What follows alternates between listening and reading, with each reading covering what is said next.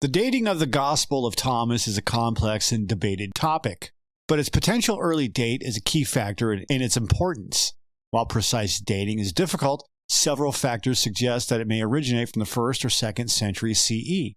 The simplicity of some of its sayings, lacking the narrative framework of the canonical Gospels, has led some scholars to propose that it might represent an earlier stage in the development of Gospel traditions.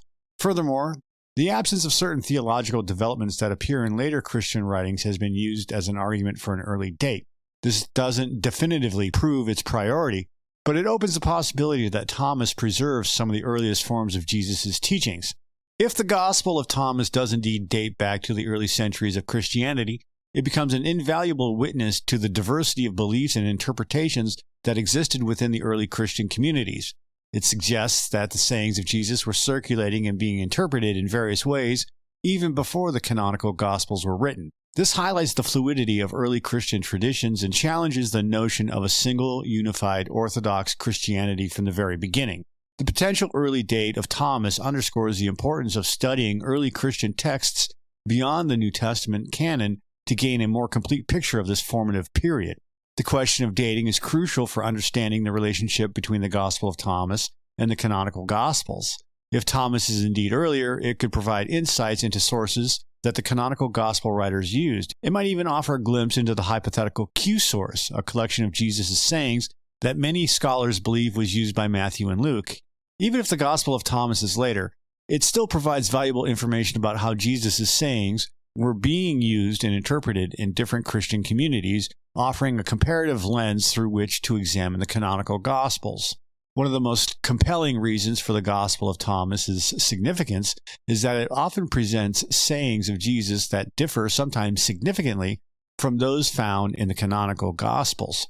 These variations are not simply minor wording changes. They often involve different contexts, different emphasis, and even different theological perspectives. This suggests that the Gospel of Thomas represents an independent tradition of Jesus' teachings, one that developed separately from the tradition that led to the New Testament Gospels. This independent tradition offers a valuable opportunity to compare and contrast different interpretations of Jesus' message. The existence of independent traditions of Jesus' sayings raises important questions about the formation of the New Testament canon. Why were some sayings included and others excluded? What criteria were used to determine which texts were considered authoritative? The Gospel of Thomas, with its unique collection of sayings, challenges the notion of a single monolithic Christianity from the earliest times. It suggests that there was a much wider range of beliefs and interpretations within the early Christian communities than the New Testament alone reveals. The variations in the sayings found in the Gospel of Thomas were not just interesting curiosities. They can offer new insights into the meaning of Jesus' teachings. By comparing the different versions of a particular saying, we can gain a deeper understanding of its possible interpretations and its implications for Christian theology and ethics. The independent tradition represented by Thomas allows us to hear multiple voices from the early church, giving us a richer and more nuanced understanding of the origins of Christianity. The Q source hypothesis, which posits the existence of a lost collection of Jesus' sayings used by Matthew and Luke, is closely linked to the Gospel of Thomas. The fact that Thomas is a sayings gospel focusing solely on Jesus' teachings without a narrative framework lends support to the idea that such collections existed in early Christianity. Thomas, in a way, serves as a tangible example of what the Q source might have been like. While we don't have direct access to Q, the existence of Thomas makes the hypothesis much more plausible. The similarities between some of the sayings in Thomas and those found in Matthew and Luke further strengthen the case for the Q source. While the wordings may differ, the core ideas are often the same, suggesting a common origin. This doesn't necessarily mean that Thomas is Q, but it does indicate that the early Christians were collecting and transmitting Jesus' sayings in various forms. Thomas provides concrete evidence of this practice, making the Q hypothesis more than just a theoretical construct. The relationship between the Gospel of Thomas and the Q source is a complex and debated topic. Some scholars believe that Thomas may even be dependent on Q, while others argue that it represents a completely independent tradition. Regardless of the precise relationship, the existence of Thomas has significantly influenced the scholarly discussion about the origins of the Gospels and the development of early Christian traditions. It has opened up new avenues of research and helped to illuminate the rich tapestry of early Christian beliefs. The question of Gnostic influence on the Gospel of Thomas is a significant point of contention among scholars.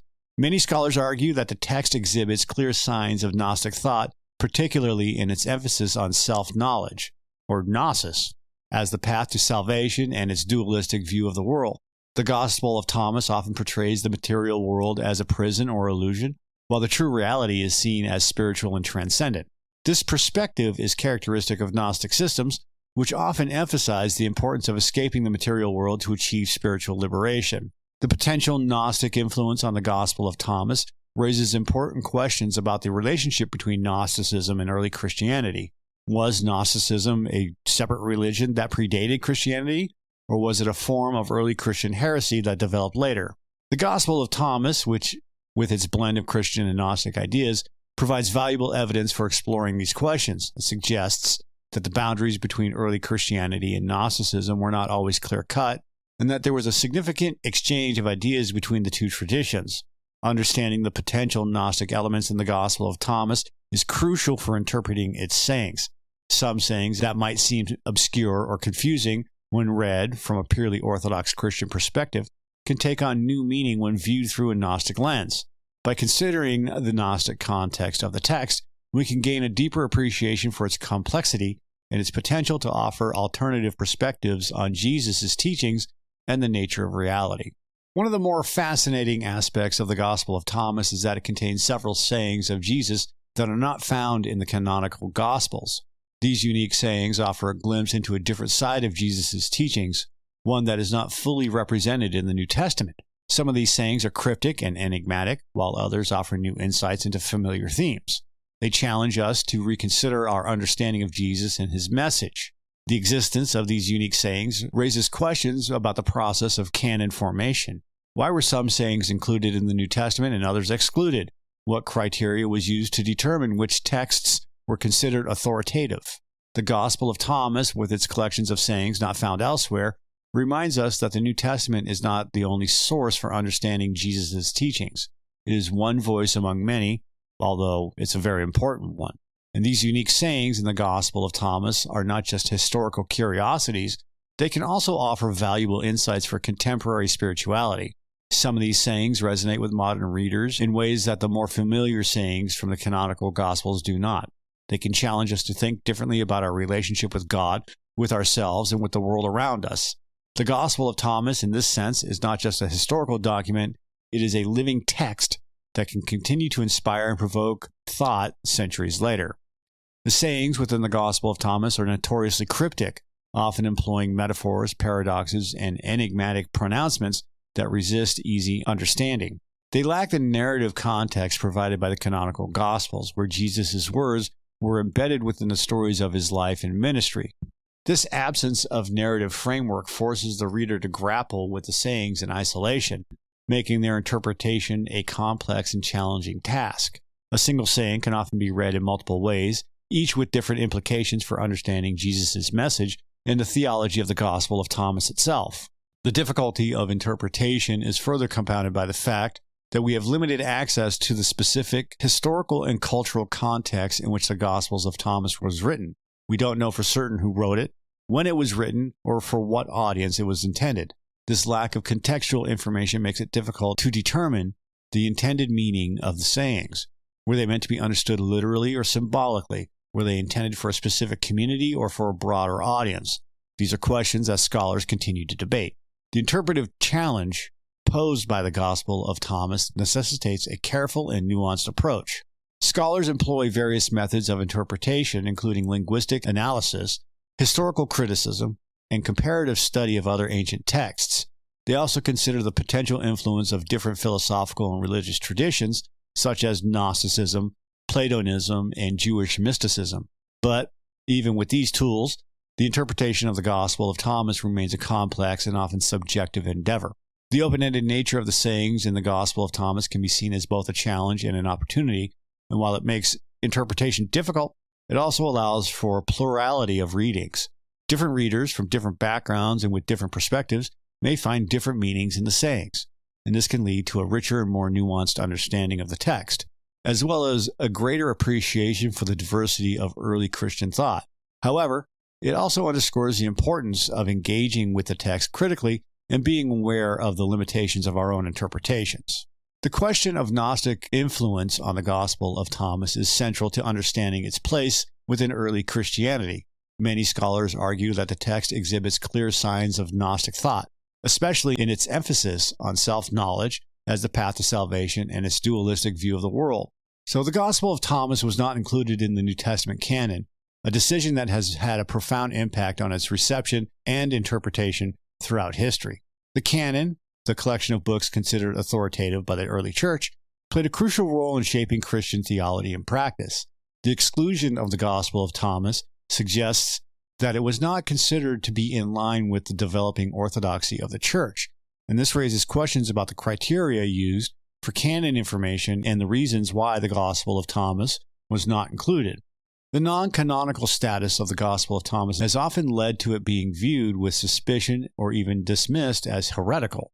Because it was not part of the mainstream Christian tradition, it was often neglected or ignored by scholars and theologians for centuries. But the discovery of the Nag Hammadi library in 1945 brought the Gospel of Thomas to light once again, and it has since become an important text for scholars studying early Christianity.